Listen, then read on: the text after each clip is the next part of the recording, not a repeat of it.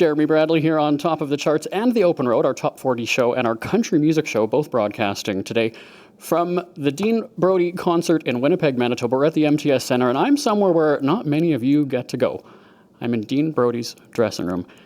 Dean, exclusive access. Thank you so much. Yeah, man. Welcome to backstage. You know, in a couple weeks, so we're going to be talking about Canada Day, and I know we've got so much to share about this country because it is great. But that's something that's so hospitable when it comes to country artists that it's just welcoming. You feel like family, right? Yeah, I definitely do. I've been, very fortunate to have amazing fans, and yeah, like just Canadians in general. It's what inspires me to write what I do and to perform like I do. You really bring that to the shows, though, when you're doing the concerts, because the audience is so close to you as well. You can see them, and then they're interacting on social media. We've got a bunch of questions that I'm going to ask you in the next segment. But that's got to be really important, is to connect with your fans, because years ago, without social media, you didn't have that opportunity. You might have got fan letters in the mail, and then you'd write back and send it. But now there's this interaction, and so people appreciate that so much more, don't you think?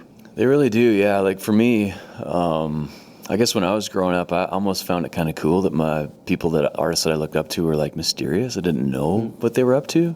And I kind of like that mystery, but like nowadays I think it's important. Like people want to connect, through social media and stuff. And so it's actually kind of exciting. It's a great platform to communicate to our fans without having to actually be at a show. Like I can communicate to my fans anytime, and they can respond as well. So it's actually really cool. It's a great progressive thing in music. So, we've got the hashtag, right? That's all about social media. Beautiful Freak Show Tour. And let's talk about the name of the tour. Where did that come from? What does that mean to you? Well, I guess the latest single is Beautiful Freak Show, and it's we just thought it's actually kind of a cool name for a tour because it just all the different songs that I have. Like I think of the songs I've written through the years and then have become like hits on radio, and they're a lot of them are different from each other. Like you got like bluegrass kind of tunes, and you've got like Crop Circles or Bounty or even like Freak Show or Bring Down the House. Like there's so much, it's a conglomerate of different genres, and so we thought, this could be kind of fun to call it Beautiful Freak Show. Maybe it's a cliche question to ask, but when you're writing music, where does your inspiration come from? It's got to be different for each song, I'm sure, right? Yeah, like I find a lot of times I'm pulling from my own experience, growing up in the country, and just my own, how I've lived my life, but also like watching other people. Like I'm fascinated by how other people live their lives and different characters that I've met along the way and along my journey.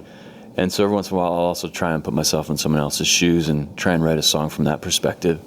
But yeah, like it's a mixture of both my own experience and other people's experience. Earlier we asked for questions from your fans and from people coming to the show here in Winnipeg. We've got a ton of them. Hopefully we're going to have enough time to get through all of them. So if you can stick around. Well, you're going to stick around. It's your dressing room. I'm the one that's going to get kicked out. Okay. But we'll ask Dean Brody some of your questions coming up right after this. Jeremy Bradley here, still backstage with Dean Brody exclusive access, and we're just doing some shots back here. I'm kidding. We're not. We're not having drinks. We can. No. We're next door. Yeah, it's a little early for that. It's true. It's 7:30 in the morning. No, I'm kidding. But, I was saying in the last segment, Dean, that we had a whole bunch of questions sent in for you. So if you're game, I'm going to put you on the spot. Some of these are probably hard-hitting, if you're okay with that. Okay, do it. Okay. Shelly Ann wants to know, how old were you when you first performed on stage? Oh, wow. Oh, I think I was probably 16. I did a talent contest in Calgary. What did you sing? What did you do? I think I did a Clay Walker song at the time. I think it was If I Could Make a Living Out of Loving You or something like that. Can you give us a little bit of it now? No, I forget the song actually. Okay. Yeah, but yeah, no, I guess I was 16. Yeah. Late bloomer. Yeah. I was just told that we'd end up having to pay for the song if you sang it, so it's best if we don't sing that one. Terry wants to know, oh, come on, Terry, how many cowboy hats do you travel with on tour? I have two. I've got the one I always wear on stage. I've had it for about 8 years. It's falling apart now. If you guys take a good look at it, it's like falling apart. It was a $25 hat. And I also carry around my dad's hat that he used to wear on the range. Like it's like dusty and dirty, and it's just this, I don't know, I just like carrying it around. It's a little bit of my dad. I guess it reminds me of him, so I carry it around with me. Do you wear that one, though, or that's just sort of a memento that you take with you? Once in a while, like if I dress up or something, I might put it on. Like it's the brown hat. If you've seen me wear a brown hat, that's his. That's nice. Nice. Sharon wants to know, which of your songs gets the biggest reaction wherever you perform? Bring Down the House, yeah, without question. See, how ironic, eh? It brings down the house. There you go. Cody wants to know, this is a really good question because, we see how people get famous and noticed so quickly on social media and, thanks to YouTube and places like that. So Cody wants to know, what advice would you give someone trying to make it in the music business? I think the biggest thing I would tell people, I've been asked this question a lot, is I would just really try and learn how to write a song and get with a group of people that are like-minded like you, that want to create music. I think if you can write your own songs, you empower yourself. You can have more say in your future. If you don't write and you have to rely on other people to write your songs for you, it kind of ties your hands a little bit. So that would be my biggest thing, is learn how to write a song. I moved to Nashville. I actually wasn't a good writer. It took me, I think, a few years to learn how to not write garbage. And even to this day, like, I write garbage. You just do. Once in a while you just write something, you're like, I can't believe I did that. And so you just have to keep trying, but songwriting, I think, is key. Like, if you can write your own songs, you're going to open a lot more doors for yourself. And I think, and the songs mean more to you then at that point too, because you've put your heart into them, not somebody else who's writing a song for the sake of writing a song. So do you set aside time to write, or what's your process? My process is just, I've got some instruments around the house and I'll just pick them up and noodle on them. I might write max half an hour a day. Max. Like, the whole Nashville thing, I got really burnt out because you're forcing yourself to write all day long every day. But for me, I just noodle around on stuff like guitar, ukulele, whatever. And every once in a while you hit on something and you spend more time on it. But if I find I get writer's block if I force myself to write, so I just do it a little bit. I treat it like a hobby still, really. Yeah. What was the quickest, or not even quick, let's say easiest, or I don't even know what the word would be, song that you wrote? Which one just came naturally that you're like, oh, I can't believe it, this is awesome? Yeah, Time took about 25 minutes. And wow. I didn't think much of it either. Like, it was the last song I submitted to my record label and to my producer, and it turned out to be like this song that resonated with everybody. It surprised me so much. But yeah, some of them just come out really fast, and some take months to develop and to work on. You have to kind of leave them alone. You treat them like a junkyard of cars. And I take one car and I'll take the chorus from this and mash it with the verse from that. And some are just a lot of hard work, and some are easy, and you just don't know how they're going to. You just don't know which way it's going to go. Happy surprises. Yeah, no, that's what I love about songwriting. You just never know what's going to happen, and it almost sometimes feels like it falls out of the sky, and those are the best. And that's definitely what happened with Time. We've got to get back to the music. I hope we can do segment 3. We're only supposed to do 2, but if you've got a few more minutes, because we got audience questions that we need to get to. More with Dean Brody right after this. Jeremy Bradley here, once again live from Dean Brody's dressing room in Winnipeg, Manitoba at the MTS Centre. You're going on stage in just a short time.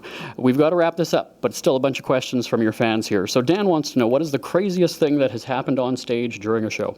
Oh, wow. The craziest thing, I think, there's two different things. Like, people come up and they'll goose me, like, grab my butt. That doesn't happen much anymore because we have security and the stages are taller. But if we're ever that's why they're taller. That's why, exactly. That's why. But which is always kind of funny. And then of course they get escorted out of the building. But I don't know. I mean, my pants ripped one time. Like, I did this rock and roll pose, and it was second to last song. I think it might have been Bring Down the House. My pants ripped from the crotch down to my knee, just this gaping hole. And I didn't realize until I got off stage, and the guys were like, dude, your pants. And the next day on Facebook, I saw it too. But luckily, it was in Sudbury where it was cold that night, and I had long johns on, so I was okay. But it could have been disastrous for sure. This next question, I actually wasn't sure I wanted to ask you, but you went there just now with your split pants. So I'm not going to ask you, but Holly has a question. Why don't you read it to everybody? Okay, Holly is asking me, do you wear boxers or briefs? And I have to say I'm a boxer guy. I like boxers. Okay. And then Alana wants to know, are you a dog guy or a cat guy? Dog person, cat person? Do you have a preference? Man, I like them both. Like, I love my dog. I don't have a cat right now, but grew up around cats, and I kind of like cats because they remind me of like a cougar. I mean, they're like a miniature version of a cougar, and so, yeah. I mean, the right cat, perfect. The right dog, perfect. It's all about personality to me. Quinn, this is actually from Winnipeg here. Hearing that at Dean Brody is bringing not one but 2 chainsaws to the show tonight. I went through a metal detector coming in here. I just got to tell you, you can bring chainsaws in here. What does that mean? I don't know. I don't know if we're even allowed to, but we just do it every night. And I guess security or whatever they just let us do it. So yeah, 2 chainsaws. They don't mess with you when you've got the chainsaws. Trevor wants to know, does he have any pre-show rituals?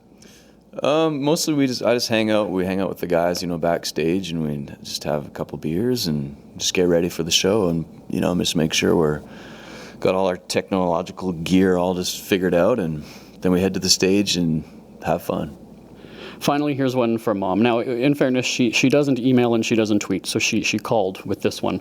She wants to know, what should I wear to a Dean Brody concert? Because she's going to be, you're gonna hear her probably screaming, and she might throw her orthopedics or something on the stage if that's allowed. Mom gets a little bit crazy. Sure, yeah.